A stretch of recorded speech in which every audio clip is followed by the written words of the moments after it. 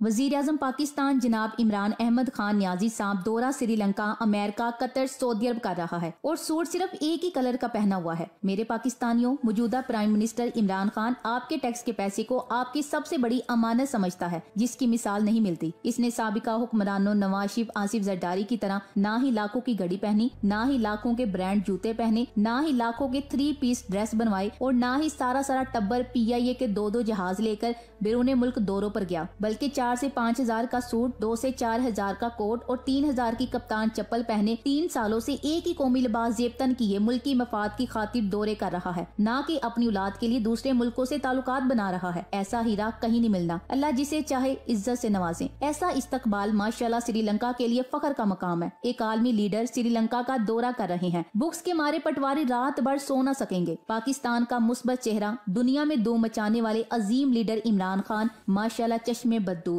और जिस तरह से श्रीलंका ने वज़ीर-ए-आज़म इमरान खान को इज्जत दी, इससे मुझ समेत हर पाकिस्तानी का सर फख्र से बुलंद होना चाहिए। लेकिन पाकिस्तान के अंदर मौजूद गोदी मीडिया वज़ीर-ए-आज़म को मिलने वाली प्रोटोकॉल और इनके श्रीलंका में किए गए बयान से आंखें चुरा रहा है। न जाने क्यों मुझे ऐसा लगता है कि भारत समेत पाकिस्तानी ओपोजिशन और इलेक्ट्रॉनिक मीडिया को मिर्चें लग रही हैं, क्योंकि एक भारतीय वज़ीर-ए-आज़म राजीव गांधी को श्रीलंका में रूटीन के आर्मी की सलामी के दौरान बंदूक से मारा था, जो इस बात की अलामत है कि श्रीलंकन कौम भारत से कितनी नफरत करती है। लेकिन वही श्रीलंकन कौम पाकिस्तानी वज़ीर-ए-आज़म को न सिर्फ 21 तोपों की सलामी दे रही है, बल्कि इस वक्त श्रीलंकन मीडिया में इमरान खान के तस्करे हो रहे हैं। लिहाजा आज की इस वीडियो में सबसे पहले ये जान लें कि अयूब खान और जुल्फकार अली भुट्टो के बाद ये किसी भी पाकिस्तानी वज़ीर-ए-आज़म का पहला श्रीलंका का दौरा है, क्योंकि भारत श्रीलंका में काफी गहरा स्टेक रखता है और श्रीलंका का जगराफिया भी इस किस्म का है कि भारत श्रीलंका के साथ किसी भी तौर बिगाड़ बर्दाश्त नहीं कर सकता। लिहाजा कुछ अरसे से चीन ने वहाँ पर सरमायाकारी करने का आगाज किया था और जब श्रीलंकन हुकूमत ने महसूस किया कि भारत के मुकाबले में चीन इन्हें बेहतर तौर पे सपोर्ट दे सकता है, तो इन्होंने इस भारत से निजात हासिल करने का फैसला किया, जिसने कई दहाइयों तक श्रीलंका में तामल टाइगर्स के जरिए दहशतगर्दी की और श्रीलंका को अपने पांव पर खड़ा होने ना दिया। इन मुश्किल हालात में श्रीलंका ने पाकिस्तान से मदद की अपील की और पाकिस्तान ने अपनी इंटेलिजेंस और कमांडोज के जरिए तामल बागियों की बगावत कुचल दी, जो कि भारत नवाज हुकूमत लाना चाहते थे। और ये भारत के लिए एक शदीद झटका साबित हुआ, क्योंकि भारत ने अरबों डॉलर्स की सरमायाकारी इन दहशतगर्दों पर कर रखी थी। भारत अफगानिस्तान की तरह श्रीलंका में भी एक जानिब बड़े मंसूबों में इन्वेस्टमेंट करता रहा और दूसरी जानिब दहशतगर्दी को भी परवान चढ़ाता रहा। और ऐसे में सारी दुनिया ने श्रीलंका को तनहा भारत के रहमो करम पर छोड़ दिया था। लेकिन हालिया चंद सालों में चीन चूंकि श्रीलंका के साथ अपने रवाबत बढ़ा रहा है, तो ऐसे में पाकिस्तानी वज़ीर-ए-आज़म का श्रीलंका की सरजमीन पर रेड कारपेट और 21 तोपों की सलामी भारत के लिए खतरे की घंटियां बजा रहा है और भारतीय मीडिया अपनी बचकाना हरकतों के जरिए अपना दर्द छुपाने की कोशिश कर रहा है। श्रीलंका दौरे पर गए पाकिस्तानी प्रधानमंत्री इमरान खान की लगातार किरकिरी हो रही है। अब इमरान खान श्रीलंका के मुस्लिम सांसदों से मुलाकात नहीं कर पाएंगे। इमरान खान अभी श्रीलंका के दौरे पर हैं और इस दौरान श्रीलंकाई सरकार उन्हें एक के बाद एक झटका दे रही है। पहले श्रीलंका के संसद में इमरान के भाषण वाले कार्यक्रम को रद्द किया गया। तो सवाल ये है कि ये वही पाकिस्तान है जो हर बात में भारत को लेकर ये कहता था कि कश्मीर में ज्यादती होती है, भारत कुछ करता नहीं, बड़ा दिल दिखाता नहीं।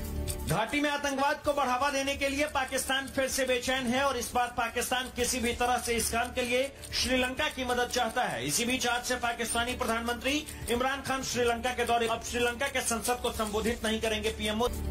पाकिस्तानी पीएम इमरान खान को जैसे ही श्रीलंकाई सदन में बोलने की इजाजत नहीं दी गई, वैसे ही पाकिस्तानी मीडिया बौखला गई है और कई तरह की बातें कही जा रही है। पाकिस्तानी मीडिया में भारत श्रीलंका को लेकर कई तरह की बातें कही जा रही है। भारत श्रीलंका संबंधों के चलते इमरान के कार्यक्रम रद्द हुए, ऐसा पाकिस्तानी मीडिया का कहना है। इतना ही नहीं, पाकिस्तान में कहा जा रहा है कि श्रीलंकाई संसद में इमरान खान को बोलने से रोकने के लिए भारत ने प्रेशर बनाया।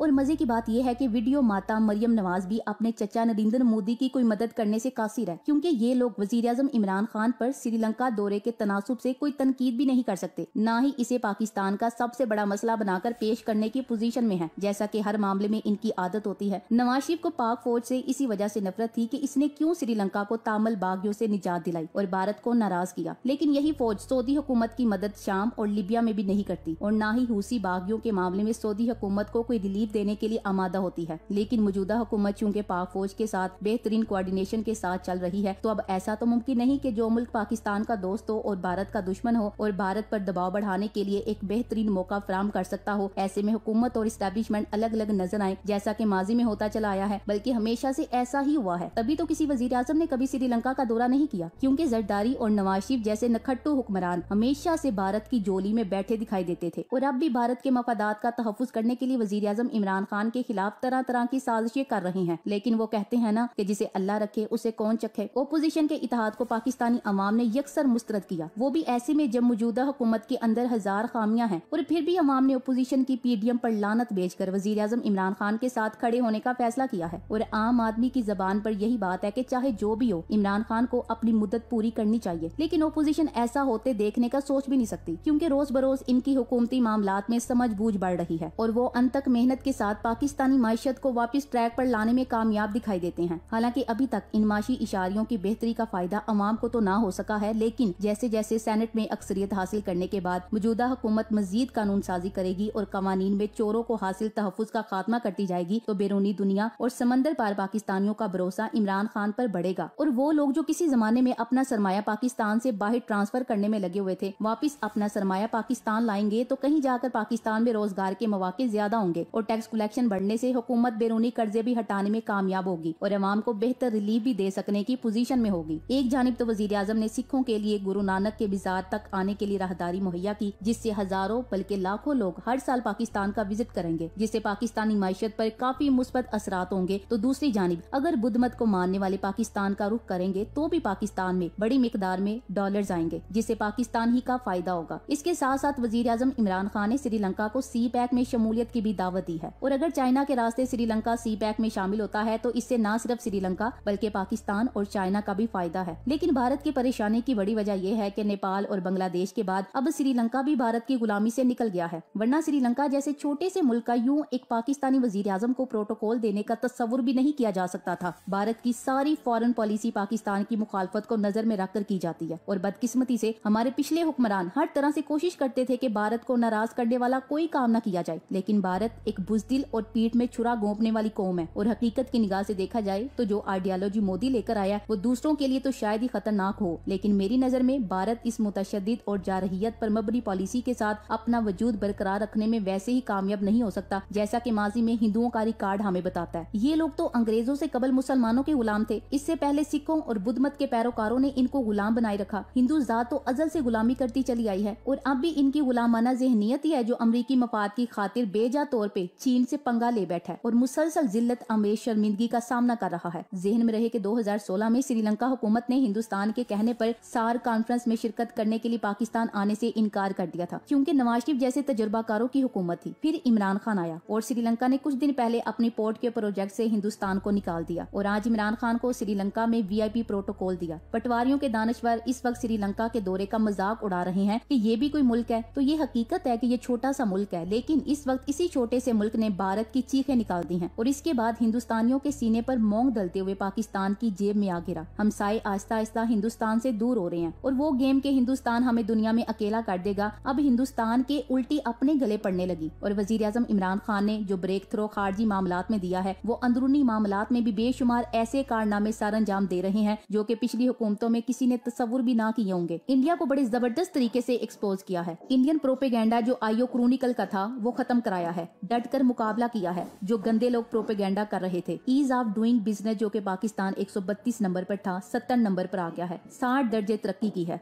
Ease of doing business new business शुरू करने में दूसरे नंबर पर है पूरे एशिया में। गवादर बंदरगाह को कुछ 14 साल बाद मुकम्मल फंक्शनल किया। खून लीक, पीतल बाल्टी और डीजल मुनाफिक जो पिछले 40 साल से हुकूमत कर रहे थे, हर इदारे और हर कारोबार में इनके मंजूर नजर अफराद मौजूद हैं। 2.5 साल में सब के सब मर नहीं गए। ये मसनूई महंगाई इसी माफिया की पैदा करता थी। जहन में रहे कि नमक हराम और एहसान फरामोश शख्स का सबसे पहला शिकार इसका मौसन होता है। काश ये बात हमारी एस्टेब्लिशमेंट को पता होती, समझ होती, तो आज डकैत मूवमेंट की शक्ल में राह, CIA, मोसाद और NDS के पालतू हमारे सरों पर मुसल्लत ना होते, वतन अजीज की सलामती के लिए सबसे बड़ा खतरा ना होते। इंटरनेशनल एस्टेब्लिशमेंट की मदद से इंतशार की कोशिश कर रहे हैं, हर हद पार कर रहे हैं। कुछ MI6 और कभी अमरीकी सुदूर हर जगह माथा टेक रहे हैं। बहुत शुक्रिया मेरी वीडियो देखने का। अपना और अपने प्यारों का बहुत सा ख्याल रखिएगा। अल्लाह हाफ़िज़।